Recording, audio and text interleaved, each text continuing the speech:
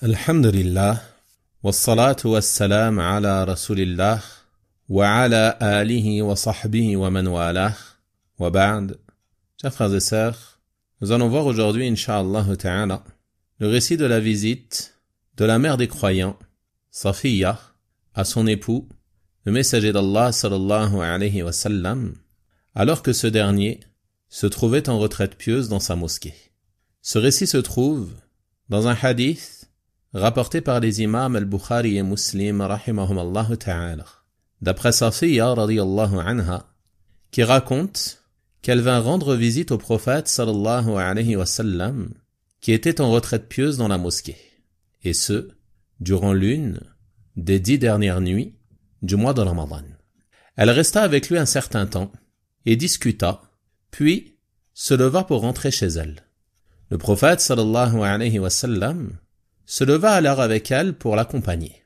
Une fois arrivé à la porte de la mosquée, à hauteur de la porte de la maison de Salama radiyallahu anha, 2 hommes parmi les Ansar passèrent à proximité, et Safiya radiyallahu anha dit que lorsque ces derniers virent le messager d'Allah sallallahu alayhi wa sallam, ils se mirent à presser le pas, et ce certainement par gêne et par pudeur à l'égard du messager d'Allah sallallahu alayhi wa sallam.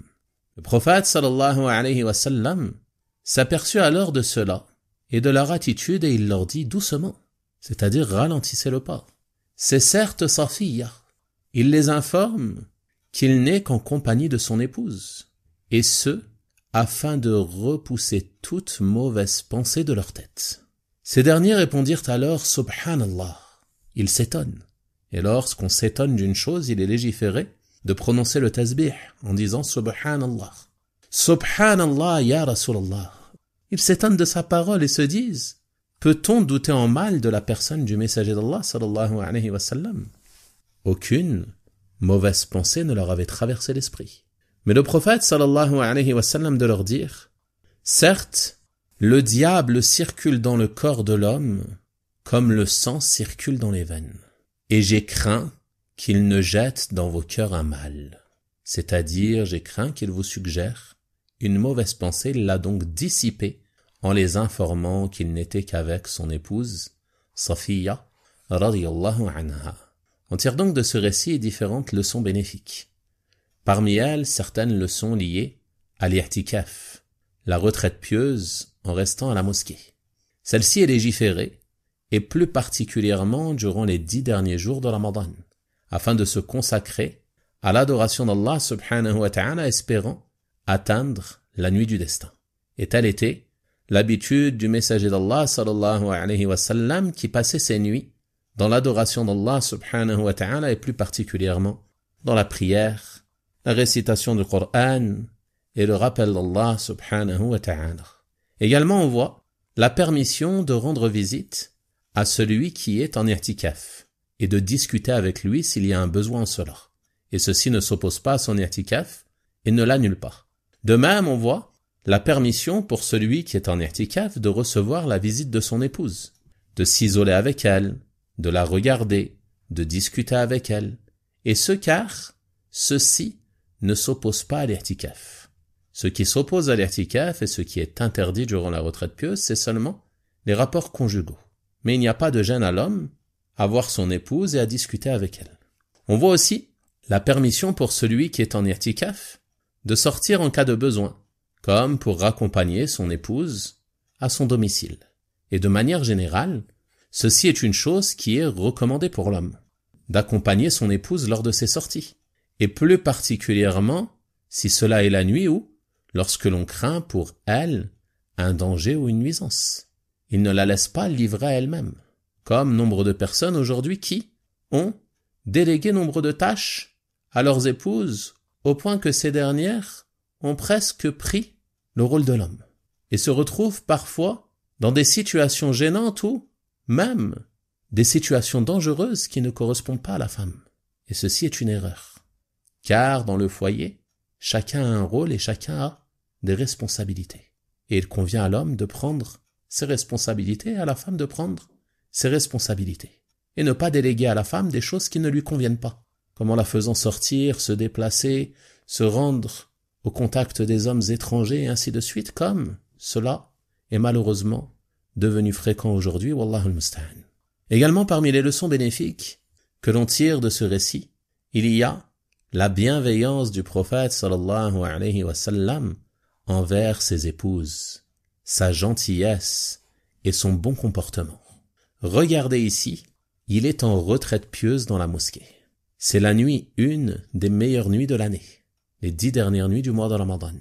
Il s'est isolé à la mosquée pour se consacrer à l'adoration de son Seigneur. Mais son épouse vient lui rendre visite et lui accorde du temps. Il s'assoit un moment avec elle, il l'écoute, il discute avec elle et ne la repousse pas et ne l'éloigne pas. Et une fois qu'elle a terminé, il prend le soin de l'accompagner jusqu'à chez elle. Il ne la laisse pas partir seule. Et tel était le comportement du meilleur des hommes, Muhammad ibn Abdillah, sallallahu alayhi wa sallam. Et il est certes celui qui a dit le meilleur d'entre vous est le meilleur envers sa famille, et je suis le meilleur d'entre vous envers ma famille. Le prophète sallallahu alayhi wa sallam avait un comportement exemplaire. Il donnait à ses épouses leurs droits. Il passait du temps avec elles, il discutait avec elles. Il plaisantait et jouait avec elles comme cela est rapporté concernant sa course avec Aïcha radiyallahu anha et d'autres exemples qui sont nombreux pour ceux qui méditent la vie de notre messager sallallahu alayhi wa sallam. Et nous avons certes dans le messager d'Allah un excellent modèle à suivre pour quiconque espère en Allah et au jour dernier. Aujourd'hui, nombreux sont les hommes à ne pas accorder de temps à leur famille, à ne pas accorder de temps à leurs épouses, à leurs enfants, sous divers prétextes, que ce soit sous prétexte de manque de temps en raison du travail ou certains sous prétexte de se consacrer à l'étude ou je ne sais quoi, et ainsi de suite. Et ils négligent épouse et enfants. Et ceci est la cause d'un certain déséquilibre au sein des foyers. Regardez ici le meilleur des hommes. Il est en i'tikaf, en train de se consacrer à l'adoration d'Allah. Il donne du temps à son épouse. Il prend le temps de l'écouter, il prend le temps de discuter avec elle, il prend le temps de l'accompagner. Et ceci nous montre l'importance que l'homme consacre du temps à sa famille. Car le prophète sallallahu alayhi wa sallam a accompli ses actions alors qu'il se trouvait durant ces nuits méritoires durant lesquelles il recherchait la nuit du destin. Il convient donc à tout homme soucieux de suivre la sunna du messager d'Allah sallallahu alayhi wa sallam de se remettre en question et de se rappeler que la sunna ne consiste pas seulement à laisser pousser sa barbe. Mais suivre la sunna, c'est suivre le messager d'Allah sallallahu alayhi wa sallam dans l'ensemble des domaines de la religion, à commencer par la croyance, l'adoration, mais également le comportement et les relations avec les gens, et plus particulièrement les gens qui te sont les plus proches, parmi les épouses, les enfants, les parents, les frères et sœurs, et ainsi de suite. Également, parmi les leçons bénéfiques que l'on tire de ce récit, on voit la légitimité de faire preuve de pudeur lorsqu'on voit un homme avec son épouse, et ce en s'éloignant d'eux, et en évitant de les mettre dans la gêne, en restant à proximité d'eux sans raison. Regardez ici ces hommes, lorsqu'ils ont vu le prophète sallallahu alayhi wa sallam, ils ont accéléré le pas. Ils n'ont pas voulu rester à proximité du messager sallallahu alayhi wa sallam alors que ce dernier est avec son épouse. Et c'est ainsi qu'il convient d'agir lorsque tu croises un de tes frères accompagné de sa famille, que ce soit son épouse, sa mère ou ses sœurs ou ses filles ou autres, de ne pas rester à proximité d'eux, de t'éloigner d'eux et de ne pas les mettre dans une situation de gêne. Également, parmi les leçons bénéfiques que l'on tire de ce récit, et c'est une leçon immense, et c'est le fait qu'il convient à l'homme de repousser de lui toute chose qui pourrait mener les gens à penser du mal à son encontre, et de couper court à toute chose pouvant être la cause de mauvaises pensées ou de mauvaises suggestions dans leur cœur. Si tu te trouves dans une situation confuse, où on pourrait penser du mal de toi, ne laisse planer aucun doute à ton égard, mais clarifie la situation. Explique clairement aux gens ce que tu es en train de faire, pourquoi tu te trouves dans cet endroit, afin que le diable ne leur suggère pas de mauvaises pensées à ton égard. Clarifie la situation. Ne dis pas, comme beaucoup de personnes le font, « Je n'ai que faire de ce qu'ils pensent de moi ». Non. Si tu sais que la situation est confuse, clarifie la situation. Ne laisse pas les gens penser du mal de toi. Préserve ton honneur et explique-leur la raison qui t'a poussé à te trouver dans cette situation, à te trouver dans cet endroit, à te trouver avec cette personne et ainsi de suite. Car il convient aux croyants de préserver son honneur et de ne laisser planer aucun doute à ce sujet. Regardez ici le messager d'Allah sallallahu alayhi wa sallam. C'est le meilleur des hommes. Personne parmi les croyants ne pense de mal à son sujet.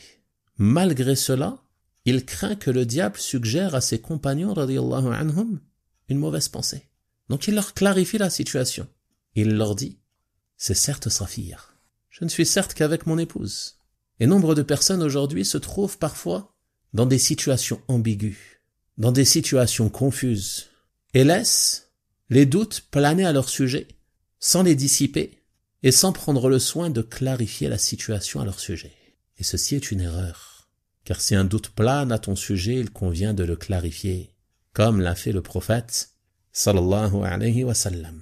Également, on voit parmi les leçons bénéfiques à tirer de ce récit la légitimité de penser du bien des personnes vertueuses et de donner une bonne interprétation à toute situation confuse dans laquelle on pourrait les trouver. On a vu qu'en ce qui te concerne, tu ne laisses pas planer le doute à ton sujet. Mais en ce qui concerne les gens, si on ne connaît de toi que la vertu, alors il leur convient de donner une bonne interprétation à la situation dans laquelle ils t'ont trouvé. Si tu ne connais que du bien d'une personne, si tu ne connais que la droiture, la vertu, et que tu l'observes dans une situation confuse et ambiguë, ne laisse pas le diable te suggérer du mal à son sujet, mais donne une bonne interprétation à cette situation. Et si tu ne trouves pas de bonne interprétation, dis-toi qu'il y en a certainement une, car tu n'as pas à penser du mal d'une personne vertueuse.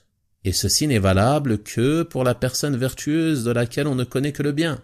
Quant aux pervers, aux débauchés, à ceux au comportement déviant, cela il ne nous est pas demandé d'avoir une bonne opinion d'eux. Car eux-mêmes ont donné une mauvaise image de leur propre personne par leur déviance et leur perversion.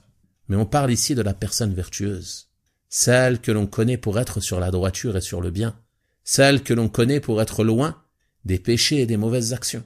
Si on la trouve dans une situation ambiguë, alors on donne une bonne interprétation à cela, on pense du bien d'elle, et on n'a pas de mauvaise opinion à son sujet. Comme l'ont fait ses compagnons, radiyallahu anhum, qui ont dit, subhanallah, ya Rasulallah, ô messager d'Allah, allons-nous penser du mal de toi? Ils ont donc clairement exprimé leur rejet de toute mauvaise pensée, de toute mauvaise interprétation, de toute mauvaise idée à l'égard du messager d'Allah, sallallahu alayhi wa sallam. Également, parmi les leçons bénéfiques à tirer de ce récit, il y a le fait que le diable fait de grands efforts pour égarer les enfants d'Adam. Et il a une capacité d'agir sur eux. Car, comme l'a dit le prophète sallallahu alayhi wa sallam, il circule dans le corps de l'homme comme le sang circule dans les veines. C'est-à-dire qu'il accède au cœur de l'homme par des voies imperceptibles. Tu ne le vois pas venir. Mais il arrive à atteindre ton cœur par ses wasawis, par ses mauvaises suggestions. Et ce afin de te détourner de la voie de la droiture. Et nul parmi les hommes n'est à l'abri des suggestions du diable.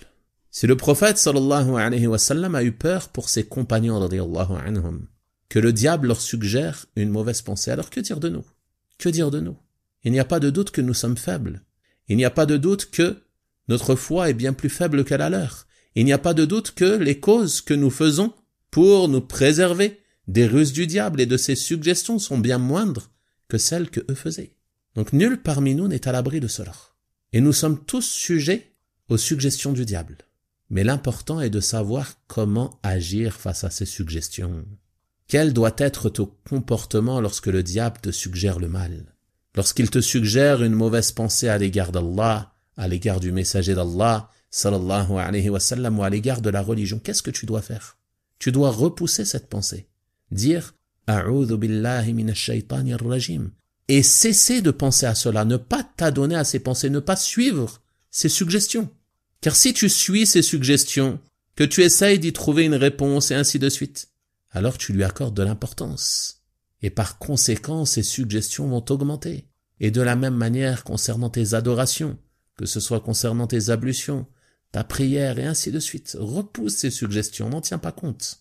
Cherche refuge auprès d'Allah subhanahu wa ta'ala et détourne-toi de ces pensées. Et de la même manière concernant les suggestions qu'il pourrait t'inspirer concernant tes frères et sœurs en religion. Et plus particulièrement concernant tes proches, concernant ta famille, concernant tes frères et sœurs, concernant ton époux, ton épouse, tes enfants. Repousse les suggestions du diable. Ne laisse pas le diable prendre le dessus sur toi au point de penser que sa parole est vérité, et de croire en ses suggestions et de penser du mal au sujet de personnes innocentes, des pensées qui t'ont été suggérées par le diable. Prends garde à cela. Rappelle-toi qu'il a accès à ton cœur par ses suggestions, mais toi, tu dois adopter un bon comportement face à cela. Rejeter ses pensées, ne pas t'y adonner, ne pas les croire, et ne pas agir en fonction de ses suggestions. Ceci était donc quelques leçons bénéfiques tirées de ce récit prophétique et je demande à Allah subhanahu wa ta'ala de les rendre profitables pour nous et de nous aider à leur mise en pratique et à nous guider vers les meilleurs des comportements. Wa sallallahu wa sallama wa baraka ala nabiyyina Muhammad wa ala alihi wa sahbihi ajma'in walhamdulillahi rabbil alamin wa barakallahu fikum.